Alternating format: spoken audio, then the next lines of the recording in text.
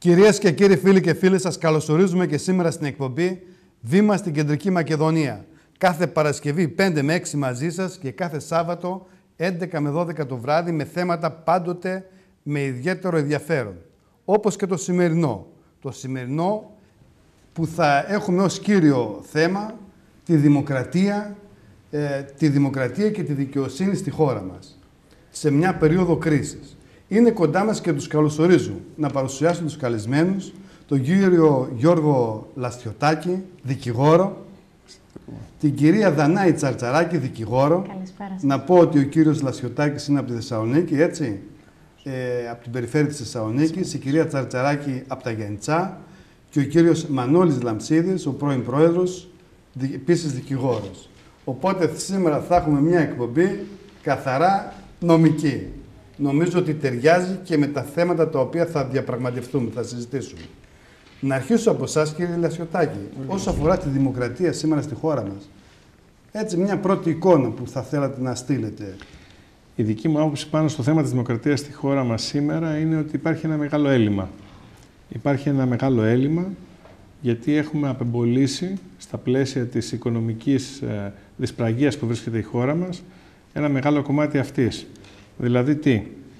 Είναι αλήθεια ότι από τη στιγμή που είμαστε υπόλογοι σε μια τρόικα ή οποιοδήποτε άλλο διευθυντήριο του εξωτερικού και είμαστε υπόλογοι σε αυτή, είμαστε υποχρεωμένοι να απεμπολίσουμε κυριαρχικές αξίες του κράτους μας. Με αποτέλεσμα να βρισκόμαστε σε μια κατάσταση, ίσως δεν θα θεωρώ την υπερβολή, υποδούλωσης. Υποδούλωσης, οικονομικής υποδούλωσης. Όταν είμαστε υποχρεωμένοι. Το οποίο όμως συμπαρασύρει και άλλα, έτσι, γιατί τα οικονομικά είναι κυρίαρχα παντού. Έτσι. Από εκεί εξαρτούνται πολλά πράγματα που έχουν σχέση με ένα κράτος, με ένα κοινωνικό κράτος όπως θα θέλαμε. Έχετε απόλυτο δίκιο. Αυτό σημαίνει ότι όλοι οι θεσμοί του κράτους, στα πλαίσια αυτής της οικονομικής υποδούλωσης, αποκτούν ένα είδος κυριαρχικού ελλείμματος. Δηλαδή και η δικαιοσύνη και η δημόσια διοίκηση και η εξουσία σε όλες τις μορφές καταντάει να αποτελεί υποχείριο μιας της Τρόικας συγκεκριμένα, όπως έχουμε συνηθίσει να τη λέμε, ενός διευθυντηρίου από το εξωτερικό που μας οδηγεί σε αποφάσεις και σε λειτουργία η οποία τα αποτελέσματα στην κοινωνική μας κατάσταση οδηγεί ουσιαστικά στην υποδούλωση του λαού μας και στην... Επομένως, μπορούμε να πούμε ότι το πρώτο θύμα της οικονομικής κρίσης είναι η ίδια η δημοκρατία μας. Οπωσδήποτε. Οπωσδήποτε. Ωραία. Κυρία Δανάη Τσαρτσαράκη, η άποψη δικιά σας πάνω σε αυτό το θέμα.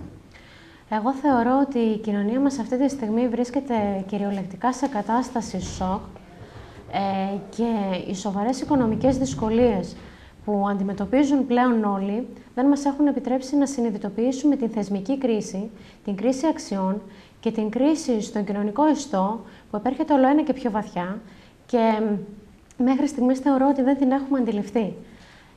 Τι θέλω να πω? Ότι υπό την ιδιότητά μου τόσο ως δικηγόρος και λόγω της επιστημονικής κατάρτισης που έχω, αλλά και υπό την ιδιότητα ενός νέου ανθρώπου που σαφώς ξεκίνησα την επαγγελματική μου σταδιοδρομία με άλλα δεδομένα, αυτή τη στιγμή είμαι σε θέση... Με άλλα δεδομένα, έτσι. Με άλλα δεδομένα, φυσικά. Με άλλους στόχους επαγγελματικούς, με άλλους στόχους οικονομικούς και με το που βγήκαμε, ανήκω στην γενιά των νέων ανθρώπων που με το που βγήκανε στην παραγωγή ήρθαν αντιμέτωποι με την δίνη των μνημονίων. Οπότε θεωρώ λοιπόν ότι η κοινωνία μας δεν έχει ιδέα και δεν έχει συνειδητοποιήσει το βαθύτατο δημοκρατικό έλλειμμα με το οποίο είμαστε αντιμέτωποι την παρούσα χρονική στιγμή. Δεν είναι τυχαίο ότι το τελευταίο καιρό όλο ένα και συχνότερα βλέπουμε την παρουσία διάκριτων συνταγματολόγων στα μέσα μαζικής ενημέρωσης, γεγονός που θα πρέπει τουλάχιστον να μας προβληματίσει. Εν πάση περιπτώσει, συνταγματολόγων στα μέσα μαζικής ενημέρωσης. Οι οποίοι πιστεύετε ότι τελικά ξεκαθαρίζουν το τοπίο ή τον μπερδεύουν περισσότερο? Υπάρχουν γνώμες οι οποίες διήστανται σε σοβαρά και κύρια ζητήματα. Σαφώς και διήστανται οι γνώμες, σαφώς και έχουν διατυπωθεί εκατέρωθεν διαφορετικές απόψεις ως προς τα ζητήματα της συνταγματικότητας διαφόρων ενεργειών της ελληνικής πολιτείας τον τελευταίο καιρό, είτε της νομοθετικής εξουσίας είτε της εκτελεστικής εξουσίας. Έχουν διατυπωθεί σοβαρές απόψεις, αλλά δεν θέλω να κουράσω τον κόσμο με το αν θεωρώ εγώ συνταγματικό ή όχι το κάθε τι που γίνεται σήμερα. Εμένα με ενοχλεί ως πολίτη Έχετε και ως πάντως αντιρρήσει, νομικό. φαντάζομαι, σε πολλά πράγματα. Σαφέστατα. Σαφέστατα. Ενοχλούμε και ως νομικός, ενοχλούμε και ως άνθρωπος, ενοχλούμε ως πολίτης. Εκεί ήθελα να καταλήξω, ότι εμένα με ενοχλεί ως πολίτη αυτής της χώρας και μόνο το γεγονός ότι μπαίνουμε στη διαδικασία να αναφέρουμε το Σύνταγμα κάθε μέρα, να προβληματιζόμαστε για το αν η συγκεκριμένη νομοθετική διάταξη είναι συνταγματική ή όχι, και εν πάση περιπτώσει με προβληματίζει και μόνο το γεγονός ότι κινούμαστε στα όρια της νομιμότητας. Θεωρώ λοιπόν ότι το Σύνταγμα είναι ένα ιερό Ευαγγέλιο που δεν μπορούμε να το ακουμπάμε στην καθημερινότητά μας, διότι τότε, αν μη τι άλλο, δείχνει ότι η κατάσταση είναι τουλάχιστον προβληματική. Μάλιστα. Κύριε Λαμψίδη, η δικιά σας άποψη? Δημοκρατία σημαίνει το κράτος του λαού, δηλαδή εξουσία του λαού. Και προέρχεται φυσικά από μια ιστορική κατάκτηση που έγινε ειδικά στην αρχαία Αθήνα και σε άλλες κοινωνίες στην αρχαία Ελλάδα.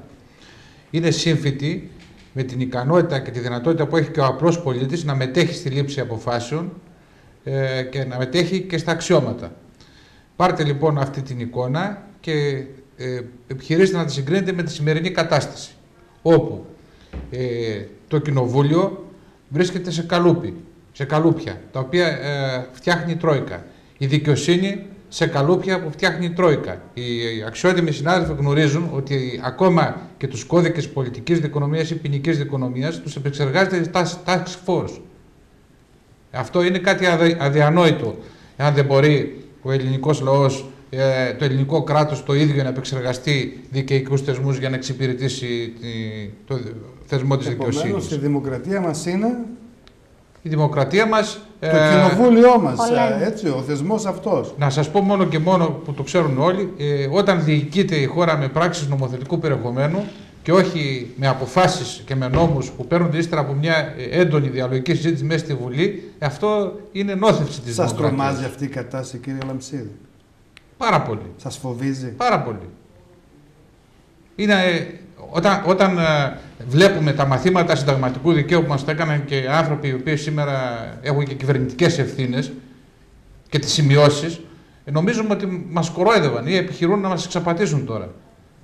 Μάλιστα.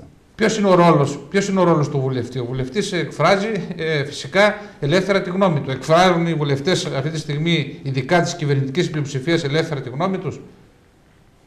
Κάποιος είπε, γνωστό κυβερνητικό στέλεχος, ότι δεν διάβασε από το μνημόνιο. Το οποίο υποθήκευσε το παρόν της χώρας και το μέλλον των παιδιών. Γιορτάζει και σήμερα. Αυτός το είπε, πόσοι άλλοι δεν το διάβασαν, αλλά δεν το είπανε. Αλλά το υπόγραψαν και τα δεινά του τα υφίσταται σήμερα ο ελληνικός λαός. Κύριε Λασιωτάκη, όσο αφορά τώρα το ρόλο των δικηγόρων, των νέων δικηγόρων, αλλά και εσάς, οι οποίοι είστε μια γενιά, οι οποίοι τώρα θα δίνατε τις μάχες σας μέσα στα ακροατήρια κτλ. Σήμερα αυτός ο ρόλος σας είναι όπως εσείς το φαντάζεστε, το φανταζόσασταν παλιότερα? Πέρα από το δημοκρατικό έλλειμμα που υφίσταται, ο ρόλος του δικηγόρου είναι πάρα πολύ άσχημος. Με ποια έννοια?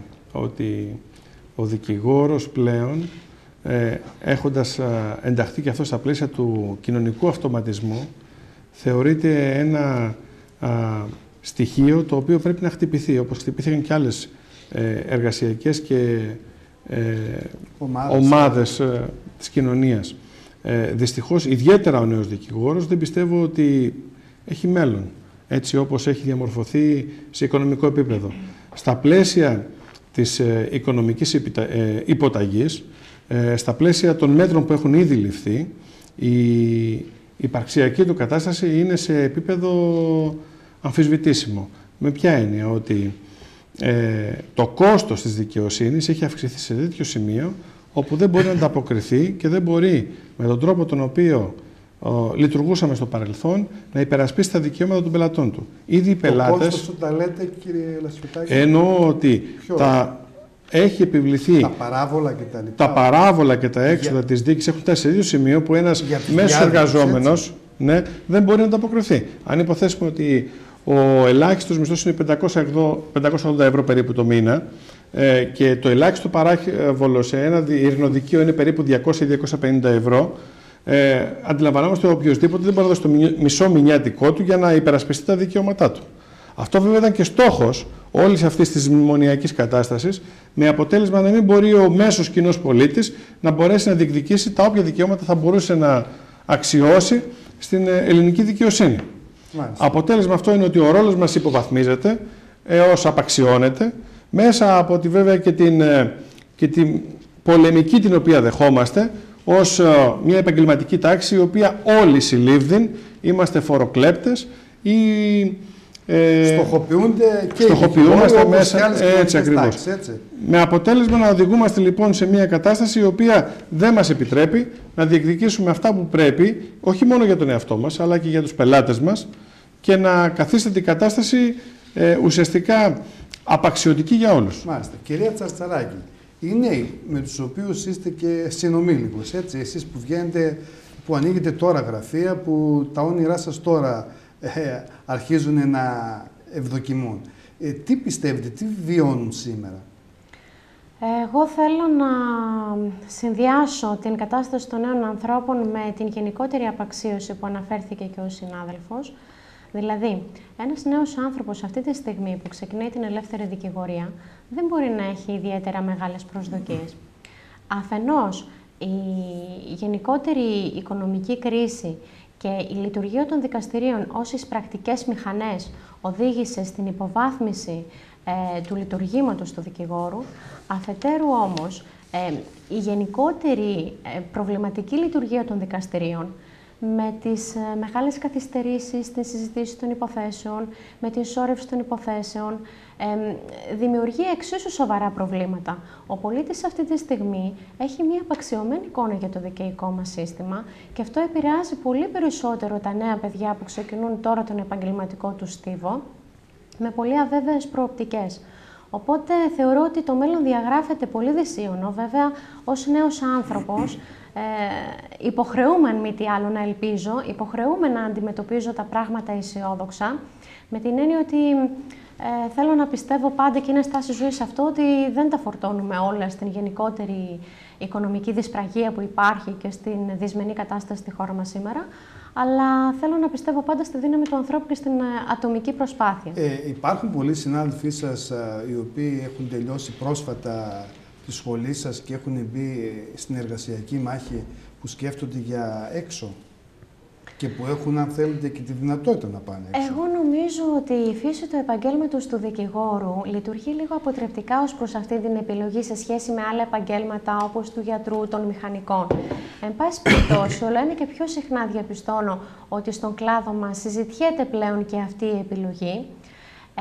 Ακόμη όμως και για τα άτομα που δεν αποφασίζουν, δεν τολμούν να αποφασίσουν κάτι τέτοιο και παραμένουν εδώ πέρα, η επιλογή τους είναι ιδιαίτερα δύσκολη στο να αποφασίσουν να ανοίξουν ένα δικηγορικό γραφείο.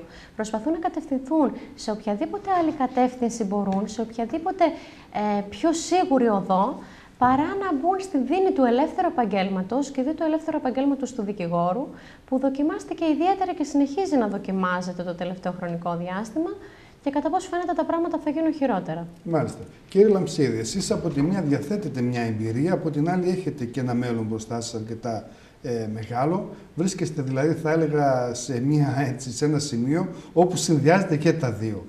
Τι συναισθήματα σας γεννιούνται βλέποντας αυτή την κατάσταση την οποία βιώνουν οι συνάδελφοί σας σε σχέση με τις δυσκολίες που υπάρχουν? Πρώτα απ' όλα να πω ότι χάρηκα για την νότα αισιοδοξίας που έδωσε η συνάδελφος και νομίζω με τον ίδιο τρόπο μαχητικό πρέπει όλοι να αντιμετωπίσουμε την κατάσταση. Να μην ξεχνούμε ότι οι δικηγόροι, εκτός από επαγγελματίες, έχουμε και ένα λειτουργηματικό ρόλο και πρέπει να ενθαρρύνουμε το λαό και την κοινωνία να αντιμετωπίσει τα προβλήματα αυτά με αξιοπρέπεια. Δεν λειτουργεί δημοκρατία χωρίς ανεξάρτητη δικαιοσύνη, δεν μπορεί να υπάρξει ανεξάρτητη δικαιοσύνη χωρίς περήφανο και υπάρχει. Χωρίς περήφανο δικηγόρο, ο οποίος να αισθάνεται ότι μπορεί να σταθεί στα πόδια του. Το αν υπάρχει είναι αντικείμενο καθημερινής διεκδίκησης. Δεν θα πρέπει να πούμε ότι δεν υπάρχει, εγκαταλείπουμε τον αγώνα. Είναι αντικείμενο καθημερινής διεκδίκησης. Για να διεκδικούμε σημαίνει ότι δεν υπάρχει. Διεκδικούμε για να υπάρξει. Διεκδικούμε για να υπάρξει. Ας το πούμε και έτσι. Σας αναφέρω το παράδειγμα Προηγουμένως θέσατε ένα θέμα με το κόστος. Επιτρέψτε μου να πω ένα παράδειγμα πολύ πρακτικό και κλασικό που το ξέρουν και οι συνάδελφοι. Για να πάρεις μία αίτηση και ένα πιστοποιητικό θέλεις πλέον 5 ευρώ. Επί Υπουργείας Παπαϊωάννου, δηλαδή κάτω από το καθεστώς μνημονίου, αυξήθηκαν κατακόρυφα η αξία των μεγαροσύμων τη στιγμή που παρέχονται πιστοποιητικά δωρεάν από άλλες υπηρεσίες, όπως από τους Δήμους, ας πούμε, πιστοποιητικό οικογενειακής κατάστασης, με αποτέλεσμα ακόμα και η λήψη ενός πιστοποιητικού να είναι προβληματική για έναν απλό εργαζόμενο ή έναν άνεργο. Πέρα από αυτό, το θέμα είναι που καταλήγουν τα χρήματα. Εγώ από μια μελέτη που έκανα όσον αφορά το Δικηγορικό Σύλλογο Θεσσαλονίκης και το εφετειακό μέγαρο, το εφετείο που καλύπτει το δικαστικό μέγαρο φυσικά και τις περιφέρειες Γιάννητσών, Κατερίνης κτλ. Κάθε χρόνο από τα μεγαρόσημα το Υπουργείο Δικαιοσύνης συγκεντρώνει 3 εκατομμύρια ευρώ. Έχετε επισκεφθεί όλοι και όλες και οι τηλεθεατές σας, φυσικά και συνάδελφοι πολύ περισσότερο το γνωρίζουν, το δικαστικό μέγαρο και τα δικά σας και το κεντρικό. Έτσι. Έχετε δει την κατάσταση. Από τα 3 εκατομμύρια το χρόνο τι πηγαίνει για υποδομές. Όταν αγοράζουν οι ίδιοι οι υπάλληλοι και οι δικαστές με έρανο μεταξύ τους τα χαρτιά, τις γραφικές ύλες και τα άλλα είδη που χρειάζονται. Άρα υπάρχει, ερχόμαστε σε αυτό που λέθηκε στην αρχή από τον πρώτο εκλεκτό συνάδελφο, ότι κάτω από την πότα της Τρόικας και κάτω από τον αστερισμό του μνημονίου, όλοι αυτοί οι πόροι, αντί να πηγαίνουν στη δικαιοσύνη για να βελτιωθεί και να αισθάνεται και ο δικηγόρος ότι ασκεί με αξιοπρέπεια κάθε κοντά του και ο πολίτης ότι απολαμβάνει το αγαθό αυτό, πηγαίνουν στους δανειστές. Μάλιστα. Κύριε Λασιωτάκη, βλέποντας το τελευταίο χρονικό διάστημα ότι η πολιτική κυρίως θέλει να πηγαίνουν στα δικαστήρια και να εκδικάζονται υποθέσεις που έχουν να κάνουν κυρίως με οικονομικά ζητήματα και από την άλλη δεν δίνει την ανάλογη βαρύτητα σε άλλα παραπτώματα ή σε άλλες παραβάσεις που δημιουργούνται, αυτό δημιουργεί αν θέλετε, μια αίσθηση στο λαό ότι ξέρεις το κράτος ενδιαφέρεται μόνο να τα αρπάξει, μόνο τα οικονομικά του ενδιαφέρουν. Έχει αντίκτυπο αυτό στο χώρο της δικαιοσύνης και σε εσάς που συλλειτουργείτε εκεί? Οπωσδήποτε έχει αντίκτυπο και εν μέρει είναι και αληθές, με την έννοια ότι από τη στιγμή που είσαι υποχρεωμένος να υπηρετήσεις τους δανειστές και να ακολουθήσεις ένα δικαιικό σύστημα το οποίο υπαγορεύουν σε κάποιο βαθμό, να μην πω ολοκληρωτικά, σε κάποιο βαθμό υπαγορεύουν με τις ρυθμίσεις και με τους νόμους τους οποίους αυτή τη στιγμή διαπραγματευόμαστε. Με ποιους διαπραγματευόμαστε? Με μια τρόικα. Λέμε ότι διαπραγματευόμαστε. Έτσι, ακριβώς. Δεν ξέρουμε αν διαπραγματευόμαστε, γιατί υπάρχει και μια άλλη άποψη ότι μάλλον δεν διαπραγματευόμαστε τίποτα. Απλά παίρνουμε τα φάξ. Συμφωνώ σε αυτό που λέτε. Διαπραγμάτευση με ποιους γίνεται? Με τους τοκογλύφους, με αυτούς που χρωστάμε? Από ό,τι ξέρω, έτσι, για να κάνεις διαπραγμάτευση πρέπει να νιώθεις ισχυρός. Τουλάχιστον σε ίσο βαθμό, όπως είναι και ο άνθρωπος με τον οποίο θα διαπραγματευτείς. Όταν σε έχει από κάτω, πώς μπορείς να διαπραγματευτείς? Εγώ τουλάχιστον έχω την αίσθηση ότι την τελευταία πενταετία δεν έχουμε καμία αίσθηση ισχύς. Είμαστε υποτασσόμενοι. Και ναι, θα συμφωνήσω μαζί σας, ναι, απλά θα ακολουθήσω το λόγο των μέσων μαζικής ενημέρωσης που αναφέρονται στη διαπραγμάτευση. Το θέμα είναι ότι αυτή η διαπραγμάτευση οδηγεί σε μια νομοθεσία η οποία αφορά μόνο οικονομικό καταναγκασμό για το λαό μας και για σε όλες τις τάξεις ή κάποιες από αυτές, γιατί από εκεί και πέρα θα μπούμε σε μια άλλη συζήτηση για το ποιοι επιβαρύνονται περισσότερο ή λιγότερο, και μάλιστα σε θεματικές ενότητες και μάλιστα σε οριζόντιες καταστάσεις, ενώ αποφεύγουν ορισμένοι να ελεγχθούν. Να μην αναφερθώ σε λίστες οι οποίες δεν έχουν γίνει έλεγχος, ενώ θα πρέπει να γίνει έλεγχος και να καταφερθούν εναντίον τους. Αυτό γιατί πιστεύετε δεν γίνεται? Δηλαδή, είχαμε την προηγούμενη κυβέρνηση, κατηγορήθηκε ότι δεν αξιοποίησε τη λίστα Λαγκάρ και τις άλλες λίστες. Έχουμε μετά μια άλλη κυβέρνηση, πάλι δεν αξιοποιεί τη λίστα Λαγκάρ με τα 3 κόμματα. Έχουμε τώρα με τα 2 κόμματα που συγκυβερνούν, πάλι φαίνεται ότι η λίστα Λαγκάρ και οι άλλες λίστες είναι στην άκρη. Τι μήνυμα περνάει μια τέτοια... Θεωρώ τελικά ότι δεν αφορά την κυβέρνηση ή ένα πολιτικό κόμμα, αλλά θεωρώ ότι αφορά όλο το πολιτικό σύστημα. Όλο το πολιτικό σύστημα... εμπιστοσύνη? Όχι, το λέω ευθαρσώς. Σε καμία περίπτωση, και μάλιστα πώς να εμπνέει εμπιστοσύνη όταν αυτή τη στιγμή βλέπουμε μια συγκυβέρνηση η οποία οδηγεί σε καταστάσεις οι οποίες τουλάχιστον ένα μέρος από αυτή, η Νέα Δημοκρατία, ανέφερε ότι δεν επρόκειται να ακολουθήσει αυτό το δρόμο και τον ακολουθεί στεναρός. Απ' την άλλη, βέβαια, για να μην αδικήσω για κανέναν, ούτε η αντιπολίτευση φαίνεται να είναι σε τέτοιο επίπεδο δυναμικής, ώστε να μπορεί να ανταποκριθεί στις ανάγκες της σημερινής κατάστασης. Δυστυχώς πιστεύω ότι την τελευταία πενταετία, ίσως και για μεγαλύτερο χρονικό διάστημα, δεν κατάφερε πολιτική δύναμη στον ελλαδικό χώρο να φανεί αντάξια των απαιτήσεων των καιρών. Κυρία Τσαρτσαράκη, εσάς η άποψή σας σε σχέση με αυτό που βιώνουμε στον χώρο της δικαιοσύνης, ότι ασχολείται περισσότερο με ζητήματα που έχουν να κάνουν με οικονομικές εκκρεμότητες, όπως το ΤΕΒΕ, όπως το ΙΚΑ, όπως απαιτήσεις της εφορίας. Βλέπουμε ταυτόχρονα να έχουν πληθαίνει για ανθρώπους οι οποίοι έχουν οφείλουν κάποιο ποσό προς την εφορία. Όλο αυτό το κλίμα, τι σας δημιουργεί εσάς? Μου δημιουργεί πρώτον θλίψη ως δικηγόρο και δεύτερον ιδιαίτερα έντονο προβληματισμό ως άνθρωπο για το πώς μπορεί να εξελιχθεί όλη αυτή η κατάσταση.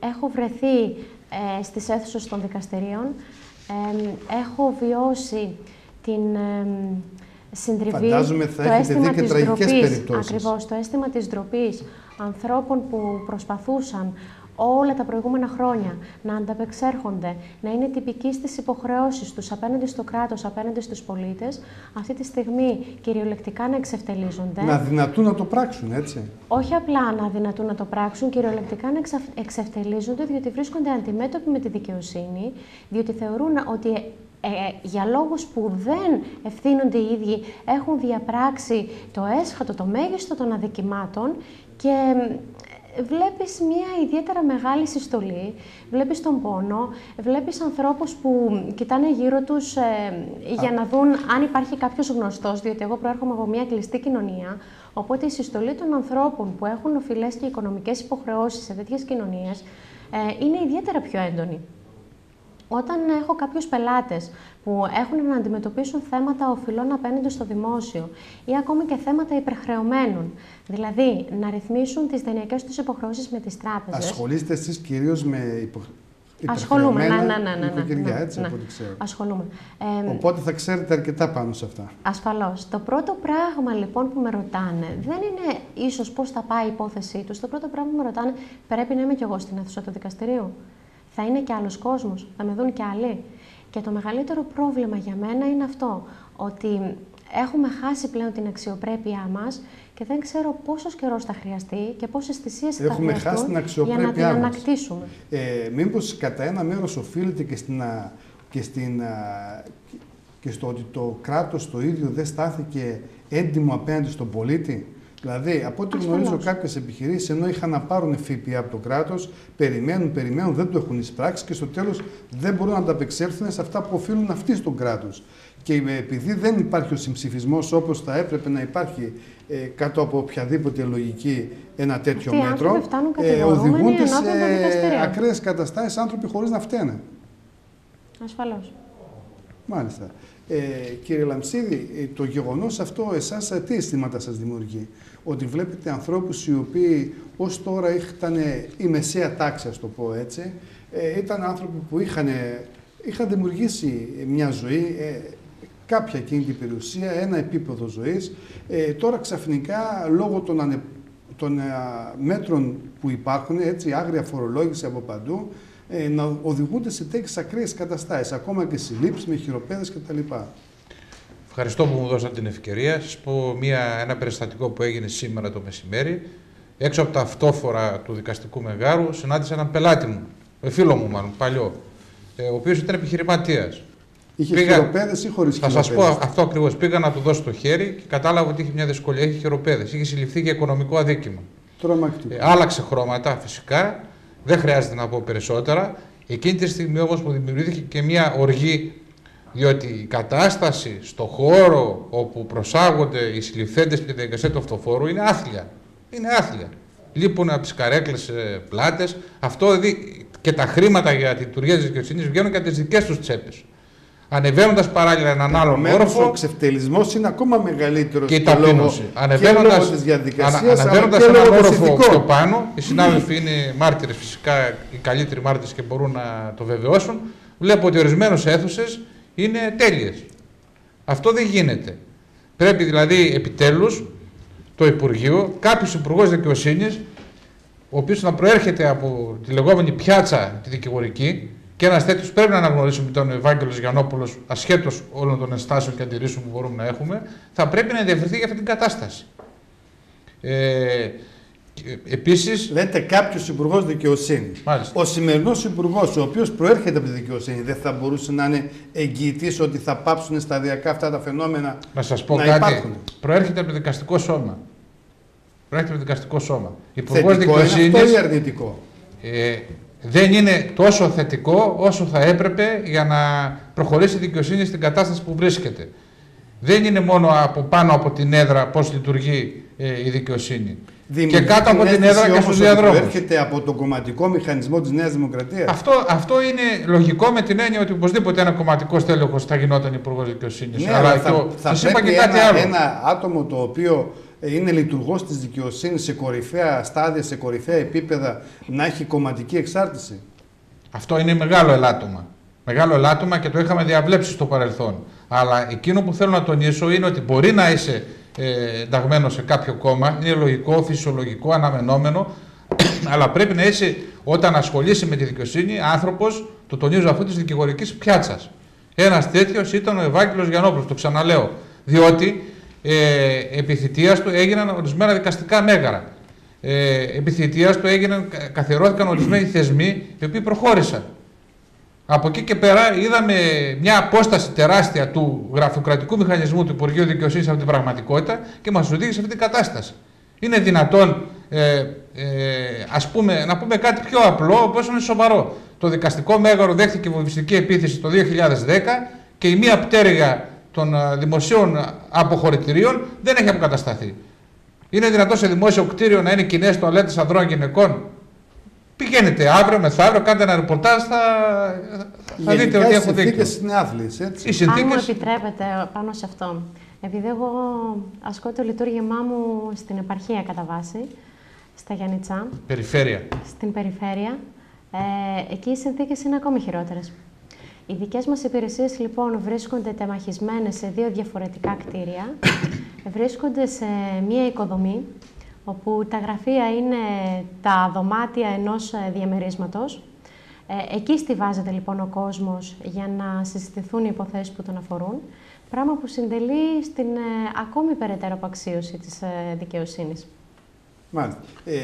Το γεγονός που αναφέραμε με τον κύριο Λαμψίδη ότι ένας λειτουργός της δημόσιας διοίκησης προείσταται στο Υπουργείο σήμερα, εσάς σας βρίσκει αισιόδοξη ή απαισιόδοξη, ή δεν πιστεύετε ότι θα δημιουργηθεί κάτι ούτε θετικό ούτε αρνητικό? Εγώ συμφωνώ με τον συνάδελφο ότι ο άνθρωπος ο οποίος θα καθορίζει τα της δικαιοσύνης θα πρέπει να γνωρίζει τη δικαιοσύνη εκ των έσω, για να μπορέσει να ανταπεξέλθει καλύτερα στο ρόλο του. Τα γνωρίζει αυτά ο κ. Υπουργός? Να είναι ένας μαχόμενος άνθρωπος, ο οποίος θα έχει βιώσει τα προβλήματα, θα προέρχεται από τον μαχόμενο χώρο της δικαιοσύνης, για να μπορεί να αντιμετωπίσει τα προβλήματα που αντιμετωπίζουμε οι δικηγόροι σήμερα. Μάλιστα. Κύριε Λασιωτάκη, εσείς πάνω σε αυτό το θέμα? Εγώ πάνω σε αυτό θα έλεγα ότι είμαι σίγουρος ότι ο κ. Υπουργός γνωρίζει την κατάσταση την οποία βιώνουμε. Είναι θέμα επιλογής και θέμα δυνατοτήτων. Ποιο στοιχείο θα κυριαρχήσει μέσα του? Έτσι, για να επέμβει και βέβαια στα πλαίσια των δυνατοτήτων που του παρέχεται και οικονομικών και πραγματικών, ώστε να βελτιώσει την κατάσταση.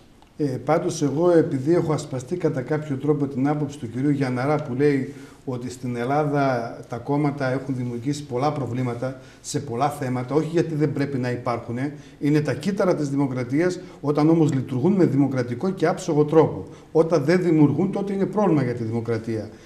Και επειδή έχω ασπαστεί την άποψη την οποία έχει εκφράσει πάνω σε αυτό το θέμα, θεωρώ ότι σε ορισμένους τομείς νευραλγικούς, όπως ο χώρος της δικαιοσύνης, δεν θα έπρεπε κανένας πολιτικός προϊστάμενος να έχει ρίζες μέσα από κόμματα. Θα έπρεπε να έχει ρίζες μέσα από την κοινωνία, μέσα από τη μαχόμενη δικηγορία, αν θέλετε, μέσα από την ύπαρξή του στην κοινωνία, για να είναι πιο χρήσιμος και πιο ωφέλιμος. Αυτό πιστεύω εγώ. Δεν ξέρω. Αν επιτρέπετε, έχετε δίκιο και συμφωνώ. Το θέμα είναι ότι ο άνθρωπος αυτός γνωρίζει, μπορεί, να δούμε αν θέλει. Μάλιστα. Ωραία. Θέλω να πάμε, κύριε Λαμψίδη, σε εσάς θα πάω και θα ήθελα να σας ρωτήσω τελικά ποια είναι τα βασικά προβλήματα σήμερα στον χώρο της δικαιοσύνης, τα οποία τελικά δεν την αφήνουν να λειτουργήσει όπως θα έπρεπε. Δηλαδή βλέπουμε ότι οι δίκες διαρκώς παίρνουν αναβολές, βλέπουμε μια ολιγορία στις αποφάσεις, βλέπουμε ότι το αίσθημα δικαίου δεν υπάρχει σε πάρα πολλές περιπτώσεις. Αν θέλετε, δώστε μια πρώτη απάντηση και θα πάμε σε ένα μικρό διάλειμμα για να έχουμε και ολοκληρωμένη άποψή σας. Νομίζω ότι είναι τρία πράγματα.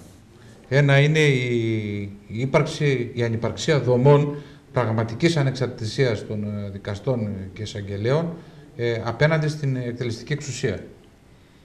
Κάτι που είπατε πριν, υπάρχει μια άποψη και είναι πραγματικά αξιοπαρατήρητη του Μανώλη του Γκλέζου, ο οποίος ανεξάρτητα που ανήκει, είπε ότι δεν χρειάζεται Υπουργείο Δικαιοσύνης με την έννοια ότι να υπάγεται στην κυβέρνηση, αλλά χρειάζεται μόνο να υπάρχει αυτοδιοίκηση του χώρου της δικαιοσύνης και επιλογή της ηγεσίας από το χώρο. Είναι μια σκέψη, αλλά δείχνει κάτι. Το δεύτερο είναι η υποχρηματοδότηση. Να υπάρχει αυτοδίκητο στη δικαιοσύνη. Ναι. Αυτό. Και να λειτουργεί η θεσμή της δικαιοσύνης με βάση το Σύνταγμα και τους νόμους. Είναι μια άποψη.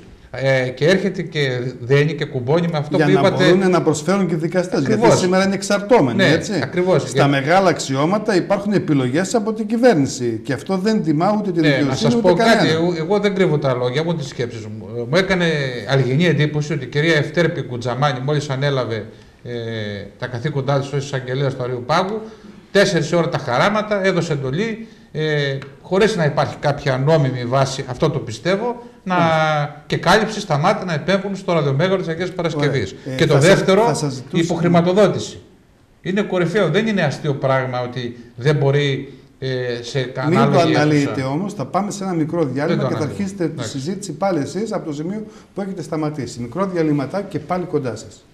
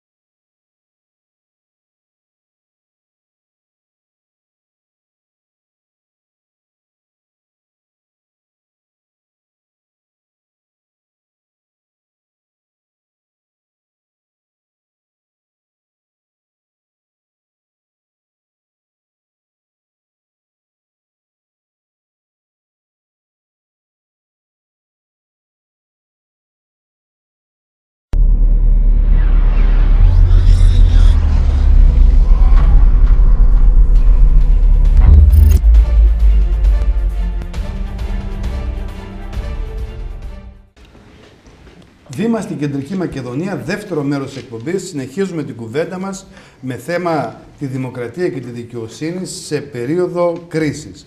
Είναι κοντά μας, όπως είδατε και στο πρώτο μέρος, ο κύριος Λαστιωτάκης Γιώργος, δικηγόρος, η κυρία Δανάη Τσαρτσαράκη, δικηγόρος από Γιαννιτσά, ο κύριος Μανώλης Λαμψίδης, δικηγόρος, πρώην πρόεδρος των δικηγόρων Θεσσαλονίκης, και στον οποίο είχαμε σταματήσει την κουβέντα στο σημείο του ερωτήματος το οποίο είχα θέσει, τι τελικά είναι αυτό το οποίο φταίει που έχουμε αυτά όλα τα προβλήματα στον χώρο της εκδίκασης των αποφάσεων.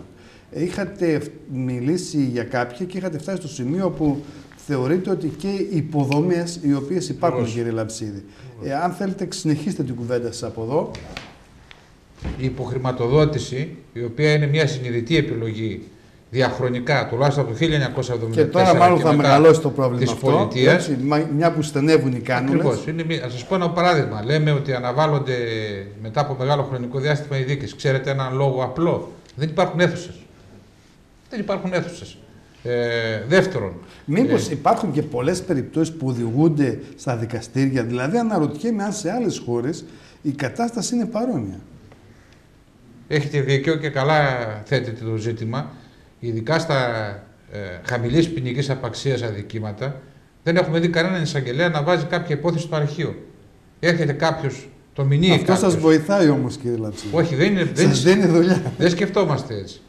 Δεν θέλουμε εμείς πάνω στη δυστυχία του άλλου ή στο πρόβλημα του άλλου να πατήσουμε. Εμείς θέλουμε μια υγιή δικαιοσύνη που να παίζουμε ρόλο σύμφωνα με το Σύνταγμα και τον κώδικα δικηγόρων. Άλλο θέλω να πω. Και πάνω απ' όλα πρέπει να εμπνέουν οι αποφάσεις και τα έργα εμπιστοσύνη στον πολίτη. Ακριβώς. Κάτι το οποίο δεν ξέρω κατά πόσο ισχύει σήμερα. Όταν μηνύει κάποιος κάποιον και λέει ότι αυτός με έβρισε, με χτύπησε και φέρνει 2 μάρτυρες ο κατηγορούμενος στην προδικασία, οι οποίοι βεβαιώνουν ότι το διάστημα που αναφέρεται ήταν ας πούμε στο Βόρειο Πόλο ο κατηγορούμενος. Όταν είναι πασιφανές δηλαδή. Ναι, λοιπόν, κανένας εισαγγελέας δεν έχουμε δει, δεν τόλμησε να τη βάλει στο αρχείο. Αμέσως. Αυτό, κύριε Λαμψίδη, τώρα έχει μεγαλύτερη σημασία σε περιπτώσεις που αφορούν δημοσίους υπαλλήλους.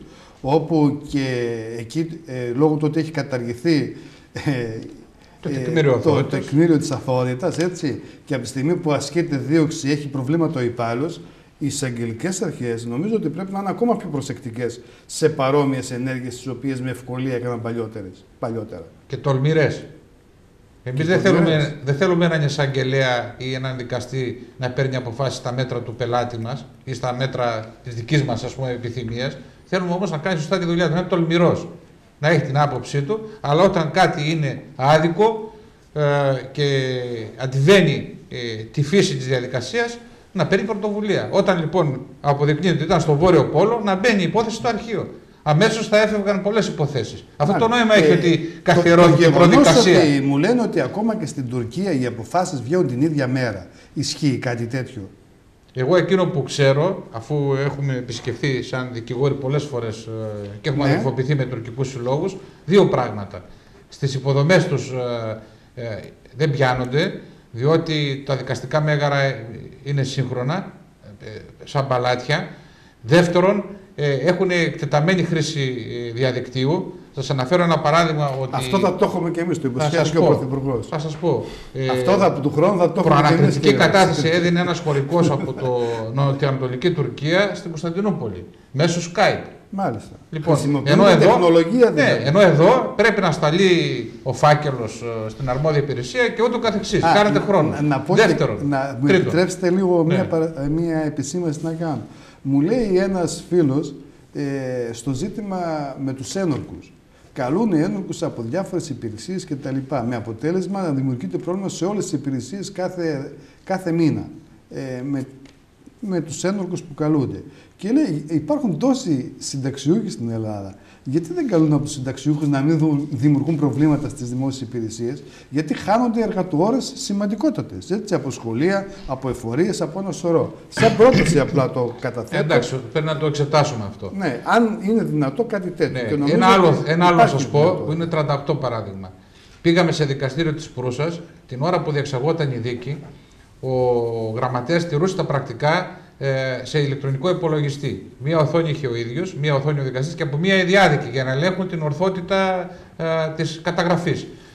Κάποια στιγμή ένας είπε νίσταμε, λέει να διαγραφεί η κατάθεση του μάρτυρα, επαναλαμβάνεται. Όταν τελείωσε, προσέξτε αυτό, όταν τελείωσε η διαδικασία, λέει είστε κύριοι σύμφωνοι με τη διαδικασία, όχι με την ουσία το αποτέλεσμα, τη διαδικασία σύμφωνη. Πατάει το κουμπί και από τον εκτυπωτή βγήκαν τα πρακτικά, τα μονογράφη και έφυγαν με τα πρακτικά. Τα πρακτικά με την απόφαση της δίκης. Όχι. Στην απόφαση σου λέει θα έρθεις μετά από 15 μέρες να σου ανακοινώσει την απόφαση. Επίσης τα πινάκια είναι με ραντεβού. Δηλαδή στις 10 και 4 είναι ας πούμε ο Βατζίογλου. Άλλο σημαντικό πρόβλημα που ταλαιπωρείται ο πολίτης και οι δικηγόροι, έτσι. Είναι και απλά δικηγόροι και όλος ο κόσμος που συναλλάσσεται στα δικαστήρια. Είναι δυνατόν να καλείς όλους 9 η ώρα και ελάτε και περιμένετε και να χάνουν όλοι τους τη μέρα και οι δικηγόροι και οι πολίτες. Χάνονται εργατοόρος, κάποιοι κλείνουν μαγαζιά, κάποιοι αφήνουν το μεροκάματο γιατί δεν μπορεί να πει μια τάξη όπως τη λέει ο κύριος Λαμψίδης να είναι με ραντεβού. Περίπου, δεν μιλάμε για μια έτσι απόκληψη ελαφρά, ναι. Έτσι, αλλά μπορούν να προσδιοριστούν κάποιες δίκες ο χρόνος τον οποίο απαιτούν. Ένα τελευταίο, αν μου επιτρέπετε να πω, που είναι εξίσου σημαντικό, για να μην λέω ότι μόνο με την Τουρκία είχαμε ας πούμε συναλλαγές ή ανταλλαγές απόψεων και επισκέψεων. Με τη Βουλγαρία, στην Νότια Βουλγαρία, στον Μπλαγκόεβγκραντ. οι ποινικές δικογραφίες είναι σε όγκο το 1/4 από αυτές που είναι εδώ στην Ελλάδα. Όχι ότι δεν είναι σημαντικές. Γιατί όλα τα έγγραφα τα διαδικαστικά σκανάρονται, φωτογραφίζονται.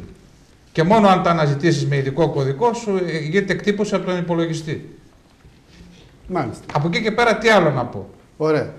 Να περάσω στην κυρία Τσαρτσαράκη. Εσάς, τι είναι αυτό το οποίο σας ενοχλεί σήμερα στη δικαιοσύνη που εμποδίζει, αν θέλετε, τη δουλειά και τη δικιά σας, αλλά και ουσιαστικά την ίδια τη δικαιοσύνη να λειτουργήσει γρήγορα και αποτελεσματικά? Εγώ νομίζω ότι παρά το γεγονός ότι μιλάμε για ανάπτυξη, παρά το γεγονός ότι μιλάμε για εξυγχρονισμό του κράτους, η δικαιοσύνη μας παραμένει πάρα πολύ πίσω. Δεν μπορούμε να λειτουργήσουμε.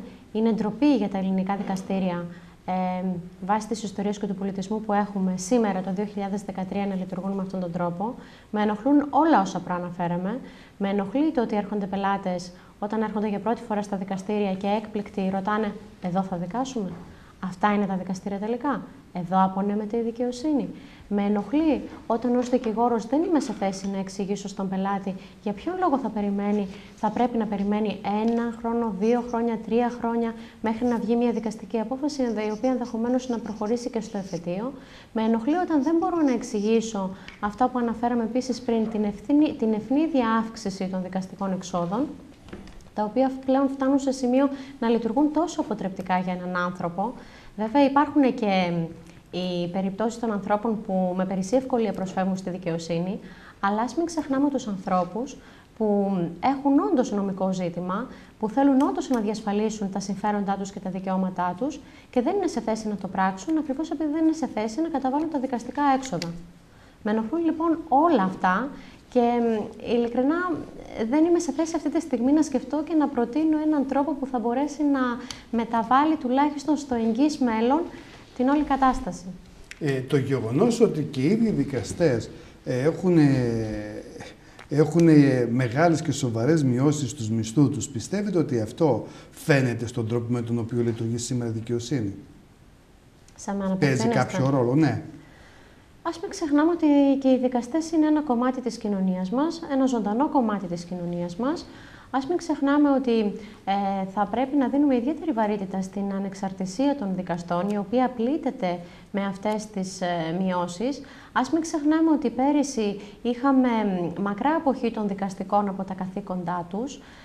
Θεωρώ λοιπόν ότι πλήττεται η δικαιοσύνη με αυτόν τον τρόπο, διότι σαφώς και ένας άνθρωπος όταν νιώθει ότι δεν αναγνωρίζεται η προσφορά του ή το έργο του, δεν έχει την ίδια ζέση, δεν έχει τον ίδιο ζήλο στην άσκηση των δικαστικών του καθηκόντων. Μάλιστα.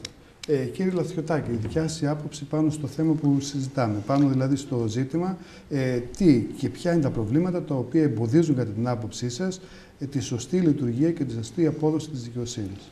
Κατά την άποψή μου, για να συνοψίσω τις απόψεις των συναδέλφων με τις οποίες συμφωνώ απόλυτα, υπάρχει μια αρχαιοελληνική ρίση και δυστυχώς λαός που ξεχνάει την ιστορία του χάνεται. Και εμείς δυστυχώς έχουμε αρχίσει να ξεχνάμε πολύ έντονα την ιστορία μας.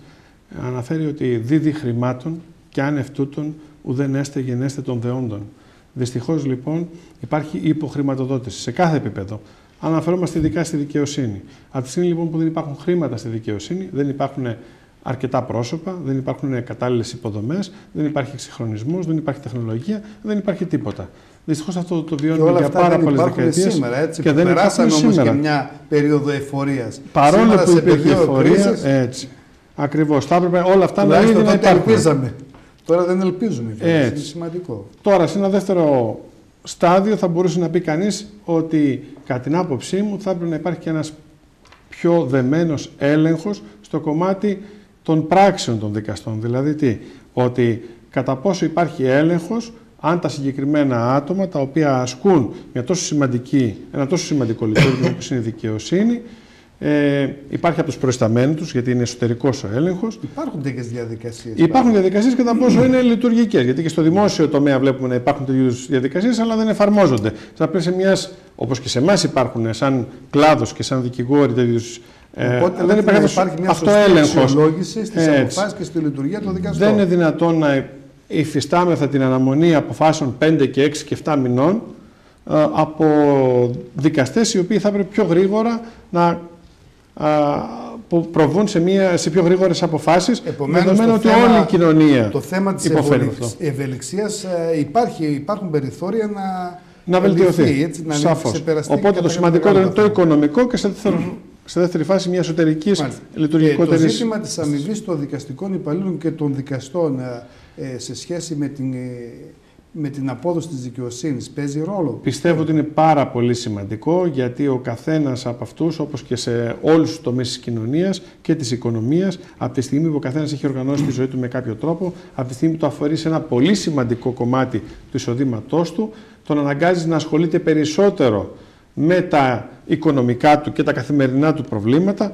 από ότι με την εργασία του. Μάλιστα. Και είναι φυσιολογικό οι άνθρωποι αυτοί, δεδομένου ότι όπως όλοι μας έχουμε έναν προγραμματισμό, από τη στιγμή που βγαίνουν εκτός προγραμματισμού, να προσπαθούν να καλύψουν με κάποιο τρόπο τις ανάγκες αυτές, που δεν υπάρχει άλλος τρόπος πέρα από το λειτουργήμά τους, αλλά να τους απασχολεί περισσότερο, με αποτέλεσμα να δημιουργούνται και καθυστερήσεις και δυσκολίες στην απονομή δικαιοσύνης. Το γεγονός ότι είχαμε και ένα τραγικό περιστατικό όπου υπήρξε μια επίθεση ενός Ιρανού απέναντι στη γραμματεία μιας ανακρίτριας, τι συναίσθημα σας δημιούργησε αυτό? Κατά με αυτό είναι απαράδεκτο, με την έννοια ότι δεν θα έπρεπε να υφίσταται τέτοιου είδους κατάσταση. Είμαστε σε ένα χώρο που δεν είναι μόνο οι γραμματείες, οι εισαγγελίες ή οι δικηγόροι σε αυτό το χώρο, αλλά και οι κοινοί πολίτες, και θα έπρεπε να αισθάνονται στον οίκο της Θέμιδας τουλάχιστον ασφαλείς. Αλλά ούτε σε αυτό τον οίκο έχουμε τη δυνατότητα να αισθανόμαστε ασφαλείς. Με την έννοια ότι παρόλο που γίνονται έλεγχοι, δεν υφίσταται αυτή η ασφάλεια. Όταν κάποιος μπορεί να περάσει ένα μαχαίρι και να μαχαιρώσει έναν οποιοδήποτε συνάνθρωπό μας, όχι πόσο μάλλον μια γραμματέα σε ένα ανακριτικό γραφείο. Η οποία δεν είχε και καμία σχέση με το όλο θέμα. Καμία ευθύνη. Να σε ευχηθούμε ότι θα πάει όλα καλά και δεν θα υπάρξουν προβλήματα για την κοπέλα αυτή. Κύριε Λαμψίδη, πρόσφατα ψηφίστηκε ο κώδικας των δικηγόρων. Τι σημαίνει αυτό για εσάς και αν συμφωνείτε ή διαφωνείτε? Και θα ήθελα και την άποψή σας από το γεγονός ότι ένα μεγάλο κομμάτι μέσα στο κοινοβούλιο είναι συνάδελφοί σας. Αν αυτή τη συναδελφοσύνη πιστεύετε ότι δείξανε σε αυτή την ψηφοφορία? Πρώτα απ' όλα οι συνάδελφοι δικηγόροι, βουλευτές, έχουν αποδείξει διαχρονικά ότι υπακούν περισσότερο στη γραμμή του κόμματος, 99%, και λιγότερο στην φωνή της δικηγορικής τους επαγγελματικής συνείδησης. Το έχω ζήσει αυτό και σαν πρόεδρος και μπορώ να το καταθέσω. Ελάχιστοι είναι αυτοί οι οποίοι τόλμησαν να αποκλίνουν από τη γραμμή όταν έπρεπε. Το δεύτερο, λυπάμαι δηλαδή, αλλά έτσι είναι. Ξεχνάνε ότι θα επιστρέψουν στον χώρο τον επαγγελματικό, αυτό πάλι αργά ή γρήγορα. Δεν θα ήθελα ο κάθε ένας βουλευτής, ο οποίος έχει και ένα επάγγελμα λογικά, έτσι, προέρχεται από κάποιο χώρο, στην ψηφοφορία να εκφράσει την αντίθεση του προς το κόμμα του, αλλά αν δεν μπορεί να το κάνει αυτό, τουλάχιστον ας κάνει το άλλο. Μέσα στο κόμμα του ας αγωνιστεί ο κάθε ένας για τον κλάδο του, για να έχει ένα καλύτερο αποτέλεσμα ο κάθε κλάδος. Έχετε δίκιο βέβαια, αλλά εμείς δεν είμαστε ένας κλάδος επαγγελματικός, κλασικός, συνηθισμένος. Εάν δεν διασφαλίζεται η αξιοπρεπής διαβίωση με όλες τις έννοιες του ενός δικηγόρου και η δημοκρατική δομή των δικηγορικών συλλόγων και η λειτουργία τους, δεν μπορεί να υπάρξει δικαιοσύνη ανεξάρτητη, δεν μπορεί να υπάρξει δημοκρατία. Έτσι πρέπει. Δυστυχώς όμως τους βλέπουμε ότι όταν τους λέμε ότι αυτό είναι προβληματικό για τους δικηγόρους, ακολουθούν τη γραμμή. Και ένα παράδειγμα με τις εταιρείες, τις λεγόμενες εταιρείες στα πόδια. Οι εταιρείες αυτές επιχειρήθηκε όταν ήταν Υπουργός Δικαιοσύνης ο κ. Καστανίδης να ψηφιστούν λάθρα από τη Βουλή. Υπήρξαν βουλευτές, συνάδελφοι και μη συνάδελφοι που όρθωσαν τη φωνή τους και αποτράπηκε. Στη συνέχεια πέρασε με νόμο. Στη συνέχεια κατοχυρώθηκε αυτή η ρύθμιση με τον κώδικα δικηγόρου. Παρότι ξέρουν ότι την περιφέρεια, σκόπιμα δεν λέω επαρχία, γιατί είναι όρος, δεν υποτιμούμε κανέναν, περιφέρεια είμαστε έναντι του κέντρου, όταν θα βλάψει ειδικά την περιφέρεια και θα ενισχύσει τις μεγάλες εταιρείες, τις πρακτικές δικηγορικές, οι οποίες θα χρησιμοποιήσουν νέους δικηγόρους ως εταίρους κακά αμοιβόμενους, θα τους ονομάσουν δίθεν μετόχους ή εταίρους της εταιρείας για να κάνουν τη δουλειά τους. Να λοιπόν ένα στοιχείο διαφωνίας αφού μιλάμε σε αυτό. Το δεύτερο είναι, υπάρχει ένα πρόβλημα που οι συνάδελφοι το έχουν βιώσει. Λειτουργούμε με αναχρονιστικό τρόπο. Δηλαδή η Ολομέλεια των Προέδρων είναι ένα όργανο που κάποτε μπορούσε να λειτουργήσει. Τώρα δεν μπορεί να αποδώσει, να χαράξει μια ενιαία γραμμή για τον κλάδο. Και συνήθως εκπροσωπεί τα τοπικά συμφέροντα. ανεξάρτητα αν όλοι οι συνάδελφοι είναι εκλεκτοί και τους εκτιμώ κλπ. Δεν έγινε η τολμηρή κίνηση που υποστηρίζα και εγώ και ο κύριος Γαρούφας, από όσο γνωρίζω, φανατικά και πολλοί πρόεδροι, να υπάρξει δευτεροβάθμιο όργανο. Σε όλα τα Βαλκάνια υπάρχουν δευτεροβάθμια όργανα, δηλαδή εκλέγονται οι ηγεσίες από ένα σώμα αντιπροσώπων. Και δεν λέει ότι εξ ορισμού, εξ οφίτσι, ο πρόεδρος της Αθήνας ή του Βελιγραδίου είναι πάντοτε πρόεδρος του Εθνικού Σερβικού Συλλόγου ή αντίστοιχα του Βουλγαρικού Εθνικού Συλλόγου. Αυτό δημιουργεί μια αίσθηση, μια θεσμική. Αθηνοκεντρική δηλαδή. Το ανάποδο ακριβώς. Ναι, δημιουργεί.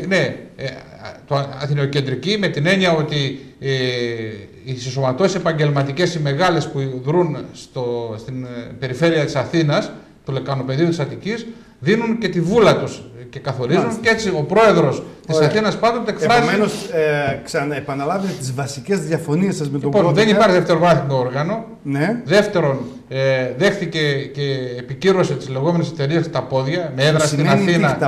Έδρα στην Αθήνα, να απλώνει τα πλοκάμια της στην επαρχία, αλλά θα έχει έδρα στην Αθήνα. Επομένως, μιλάμε για μεγάλα γραφεία που εξυπηρετούν βασικά τις πρακτικές εταιρείες. Θα μπορούν να λειτουργούν παντού, αυτό θα μπορούν να λειτουργούν παντού σε όλη την Ελλάδα και πάλι δεν μπορούν να λειτουργούν. Απλά έχουν διαφορετικά παράβολα. Τι ακριβώς? Όχι, θα σας πω. Στην πράξη άρχισαν σιγά σιγά να διεισδύουν σε όλες τις περιφέρειες. Αλλά ήταν υποχρεωμένοι σε μια σχέση ισότιμη με τον δικηγόρο της περιφέρειας να τον αμείβουν ως ελεύθερο συνεργάτη. Τώρα μπορούν να κάνουν το εξής, ας πούμε στη Θεσσαλονίκη, εγώ σε ονομάζω μέτοχο, εταίρο της εταιρείας, μάλιστα. Οπότε αλλά είσαι μετά αμοιβόμενος. Αυτόματα δημιουργούν ένα δίκτυο παντού. Ακριβώς. Τρίτο, στο θέμα των εμμύστων, τους εξομοίωσαν. Τελικά, όπως παντού, έτσι και στο χώρο της δικαιοσύνης, στο χώρο το δικό σας μάλλον, τα πολυκαταστήματα ή τα μεγάλα γραφεία θα... Να μην ξεχνάμε ότι η ψήφιση αυτού του κώδικα, ο οποίος έχει και μερικά θετικά στοιχεία, ας πούμε, τα οποία μπορούμε να τα συζητήσουμε, όπως τα πειθαρχικά στις εφετειακές περιφέρειες και όχι μόνο στο πρωτοδικείο, άποψή μου είναι αυτή, τέλος πάντων, ήταν προαπαιτούμενο. Ήταν προαπαιτούμενο, δηλαδή κομμένος και ραμμένος στα μέτρα της Τρόικας. Βέβαια, μερικά θετικά στοιχεία κατάφεραν να εισχωρήσουν. Ωραία. Κυρία Τσαρτσαράκη, εσείς η άποψή σε σχέση με το νέο κώδικα?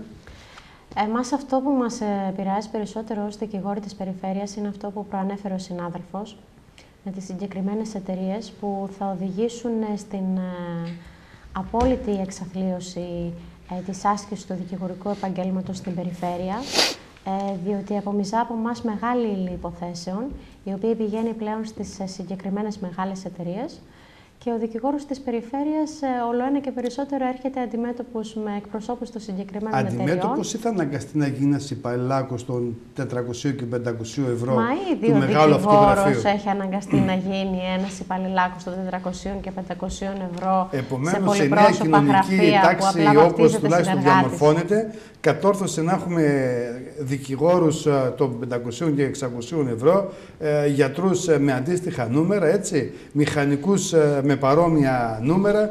Δηλαδή, φτάσαμε σε σημείο να καθυλώσουμε τα πάντα και από την άλλη, βέβαια, το κόστος ζωής, το κόστος διαβίωσης, το κόστος για να σπουδάσεις, αν θέλεις, για να κάνεις αυτή την πορεία και να φτάσεις εδώ, δεν φαίνεται να έχει μειωθεί καθόλου.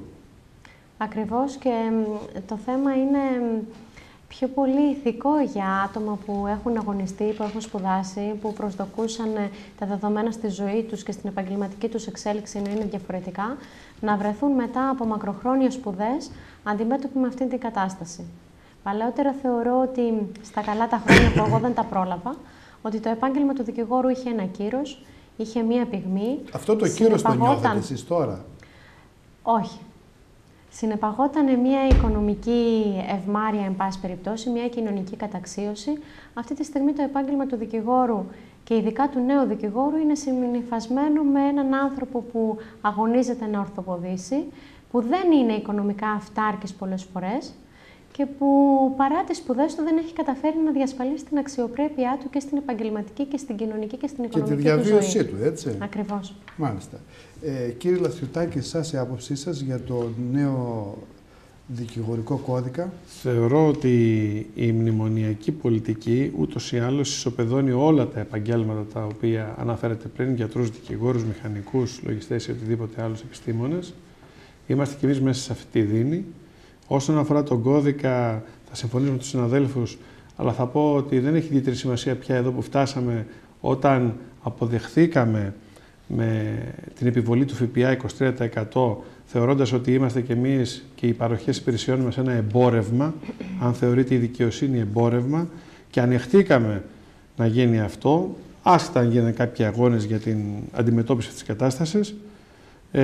Θεωρώ ότι τουλάχιστον τώρα εδώ και πρώην πρόεδρος, οι ηγεσίες δεν πάλεψαν όσο θα έπρεπε να παλέψουν, τουλάχιστον οι συνδικαλιστικές μας ηγεσίες, για αυτό το θέμα να μην επιβληθεί αυτός ο φόρος, με αποτέλεσμα να απαξιωθούμε ολοκληρωτικά στα μάτια των πελατών και της κοινωνίας. Επιπλέον, το κύρος ουσιαστικά του επιστήμονα δικηγόρου έχει απαξιωθεί, γιατί δεν μπορεί πια με τα οικονομικά δεδομένα τα οποία υφίστανται αυτή τη στιγμή στην κοινωνία να υπερασπιστεί ούτε τους πελάτες τους, ούτε τα δικαιώματά τους και να είναι υποχείριο των μεγαλύτερων οικονομικών συμφερόντων, πράγμα το οποίο επέβαλε ουσιαστικά με την πολιτική της η μνημονιακή πολιτική. Μάλιστα. Θα ήθελα να πάμε σε ένα ζήτημα που έχει να κάνει με κάποιες αποφάσεις που έχουν ληφθεί και αφορούν κάποιες περιπτώσεις που τα πινάκια μεταφέρθηκαν από τα πρωτοδικαία στα ειρηνοδικεία. Αυτό μου λένε συνάδελφοί σας, κύριε Λαμψίδη, και δεν ξέρω αν συμφωνείτε ή διαφωνείτε, ότι δημιούργησε μια μικρή αποσυμφόρεση όσο αφορά τα πρωτοδικεία, από την άλλη όμως δημιούργησε μεγάλο πρόβλημα στα ειρηνοδικεία, τα οποία κιόλας δεν έχουν και ανάλογο κόσμο, ανάλογο προσωπικό για να τα στελεχώσει. Πολύ σωστή παρατήρηση. Πολύ σωστή παρατήρηση. Παρατηρήσαμε κάτι παράδοξο. Όταν έλεγε η κυβέρνηση με την Τρόικα ότι θα μειώσουμε το προσωπικό στον χώρο της δικαιοσύνης, θα αναδιαρθρώσουμε τους μηχανισμούς, θα τους κάνουμε πιο αποτελεσματικούς, εξαιρούσε τα ειρηνοδικεία. Εκ των υστέρων μάθαμε ότι στις περισσότερες χώρες τα ειρηνοδικεία δεν θεωρούνται σαν τακτικά δικαστήρια, αλλά κάτι σαν ένας ξεχωριστός μηχανισμός. Οπότε ικανοποιήθηκαν εντός αγωγικών οι Τροικανοί, λέγοντας ότι έφυγαν υποθέσεις από τα τακτικά δικαστήρια. Μάλιστα. Στην πραγματικότητα συνέβη αυτό που είπατε εσείς, περιγράψατε. Αν επισκεφτεί κάποιος το ισόγειο του δικαστικού μεγάρου που στεγάζονται οι υπηρεσίες του ειρηνοδικείου, θα δει ένα πλήθος κόσμου που περιφέρεται εκεί. Θα δει υπηρεσίες η μία στιβαγμένη, το ένα γραφείο μέσα η μία υπηρεσία μέσα στην άλλη, να συγχέονται, να μην μπορούν να ανταποκριθούν κλπ. Να σας πω τώρα ότι, μια που η συνάδελφος και πολύ καλύτερα γνωρίζει από μένα, παίρνουμε δικασίμως το 2021 για να συζητήσουμε την πρώτη αίτηση για τα υπερχρεωμένα νοικοκυριά. Καλά τα λέω, συνάδελφε. 2021. Ναι, 2021. Μάλιστα, αυτό κάνανε. Και σημειωτέων ότι βάσει νόμου η προθεσμία συζήτησης ειδικά των υποθέσεων των υπερχρεωμένων προσδιορίζεται 6 μήνες από την ημερομηνία κατάθεσης. Αυτό είναι κλασικό. Επομένως, δημιουργείται τρομακτικό πρόβλημα. Τρομακτικό πρόβλημα. Ωραία. Στροφοκαμιλισμός. Πάνω σε αυτό συμφωνείτε, νομίζω. 100%. Οι υπηρεσίες μας ήταν τελείως ανέτοιμες για να προσαρμοστούν στην πράξη και να δεχτούν τη συγκεκριμένη αλλαγή. Οι υπάλληλοι ήταν τελείως απροετοίμαστοι, δεν γνώριζαν τις αλλαγές που θα ακολουθούσαν και αυτό αποδείχτηκε στην πράξη. Εγώ προσωπικά, πάλι για υποθέσεις υπερχρεωμένων, ακριβώς επειδή δεν είχε φροντίσει το αρμόδιο Υπουργείο να ενημερώσει, να προετοιμάσει τους υπαλλήλους του ειρηνοδικείου, αναγκάστηκα να καταθέσω μία αίτηση υπερχρεωμένων και την ίδια στιγμή να την πάρω πίσω, να παραιτηθώ από το δικόγραφο, να προχωρήσω σε νέα κατάθεση, που σημαίνει επιπλέον δικαστικά έξοδα για τον πελάτη, ακριβώς επειδή το Υπουργείο δεν είχε φροντίσει να ενημερώσει τους υπαλλήλους για την αλλαγή της διαδικασίας που έγινε μέσα στον περασμένο Ιούνιο.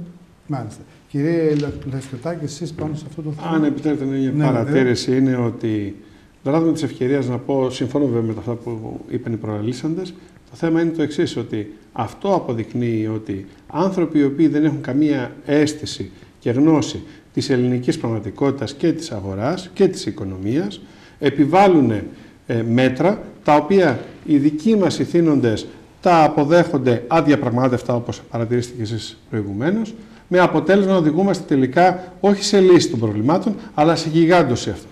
Μάλιστα. Πριν σας ευχαριστήσω, θα ήθελα να στείλετε και από ένα τελευταίο μήνυμα, αν θέλετε. Δεν ξέρω που θέλετε να το επιλέξετε να το στείλετε, στους πολίτες, στους πολιτικούς, στους τηλεθεατές, όπου θέλετε. Κύριε Λαμψίδη, εσείς. Το μήνυμα το απευθύνουμε στην κοινωνία ολόκληρη. Στην κοινωνία. Και ο καθένας ας ακούσει Συνήθως αυτό. στους πολιτικούς πάντα μηνύματα, τα γερά, τα σκληρά. Οι πολιτικοί αντλούν δύναμη, αν θέλουν, από τους πολίτες. Άρα το απευθύνουμε στην κοινωνία. Θέλω να πω ότι η ελληνική κοινωνία πρέπει να συνειδητοποιήσει ότι δεν μπορεί να υπάρξει δημοκρατία χωρίς ανεξάρτητη δικαιοσύνη. Δεν μπορεί να υπάρξει ανεξάρτητη δικαιοσύνη χωρίς ανεξάρτητο και ελεύθερο μαχόμενο δικηγόρο, ο οποίος θα ζει και θα εργάζεται με αξιοπρεπείς όρους και συνθήκες. Μάλιστα. Όχι για τον εαυτό του, αλλά για να αποδώσει το έργο που είναι απονομή της δικαιοσύνης. Και επομένως πρέπει με ένα συνεχή και επίμονο αγώνα να διασφαλίζουμε τις προϋποθέσεις ώστε οι δικηγόροι και η δικαιοσύνη και η δημοκρατία να ευδοκιμήσουν σε αυτόν τον τόπο. Κυρία Τσαρτσαράκη, ένα τελευταίο σας μήνυμα. Εγώ συνοψίζοντας, χάρηκα γιατί θεωρώ ότι είχαμε μια ιδιαίτερα αγώνιμη συζήτηση που κατάφερε να αναδείξει στον κόσμο που μας παρακολουθεί τα προβλήματα της δικαιοσύνης εκ των έσω, που ενδεχομένως να μην φτάνουν όλα και στο μέγεθος που υπάρχουν στον κόσμο. Από την άλλη πλευρά, δικαιοσύνη και δημοκρατία είναι άρρηκτα συνδεδεμένα μεταξύ τους, αλλά δικαιοσύνη και δημοκρατία δεν θεωρώ ότι μπορούν να υπάρξουν σε μια χώρα που οι άνθρωποι έχουν αρχίσει να ψάχνουν φαγητό στα σκουπίδια. Διότι σαφώς και αν λειτουργούσαν, θα είχαν εξεύρητους μηχανισμούς για να μην φτάσουμε σε αυτή την κατάσταση. Μάλιστα. Κύριε Λασιωτάκη, το δικό σας μήνυμα. Εγώ θα έλεγα ότι το μήνυμα το δικό μου προς όλους, αναφερόμενος και αναλογιζόμενος περισσότερο την ιστορία μας, είναι γνώθης αυτών. Ας προσπαθήσουμε όλοι να αναλογιστούμε πού οδηγούμαστε, ποιοι είμαστε, πού πάμε, τι κάνουμε και ανάλογα με αυτό να αντιδράσουμε. Μάλιστα. Δικαιοσύνη και δημοκρατία είναι συγκοινωνούντα δοχεία, λοιπόν. Θα ήθελα να στείλω και εγώ το δικό μου μήνυμα ότι για να χτιστεί αυτό το οικοδόμημα που λέγεται δημοκρατία στη χώρα μας και στο οποίο η δικαιοσύνη παίζει σημαντικότατο ρόλο, πρέπει ο καθένας μας να κάνει ό,τι το καλύτερο. Και αυτό αφορά τον κάθε συλλειτουργό, τον κάθε δικηγόρο, τον κάθε δικαστή, τον κάθε υπάλληλο των δικαστηρίων, τον κάθε πολίτη και γενικότερα θα έλεγα. Ας φροντίσουμε όλοι αυτό το κομματάκι που βάζει ο καθένας από εμάς να είναι σωστό, για να έχουμε στο τέλος ένα σωστό και δίκαιο αποτέλεσμα. Από εμάς, καλή σας νύχτα. Σας ευχαριστούμε που μας παρακολουθήσατε.